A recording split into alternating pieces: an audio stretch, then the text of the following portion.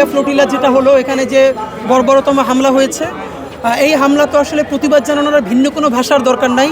আমাদের শুধু একটাই কথা, সেটা হলো যতদিন না পর্যন্ত আমাদের ফিলিস্তিন আমাদের হবে, আমাদের গাজা আমাদের হবে, কিয়ামত পর্যন্ত আমাদের এই প্রতিরোধ ইনশাল্লাহ চলবেই চলবে।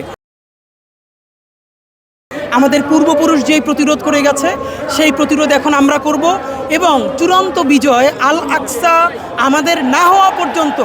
আমাদের এখানে অনেক রাজনৈতিক পরিচয় আছে, বিএনপি আছে, জামাত ইসলামী আছে, আরও অনেক দল আছে, কিন্তু আল আকসার প্রশ্নে, আমার ফিলিস্তিন, আমার গাজার প্রশ্নে আমরা সবাই এক। এবং সারা পৃথিবীর শুধু মুসলমানরা, আপনারা দেখেন এই যে ফ্লোটিলায় যারা গেল সবাই কি শুধু মুসলমান?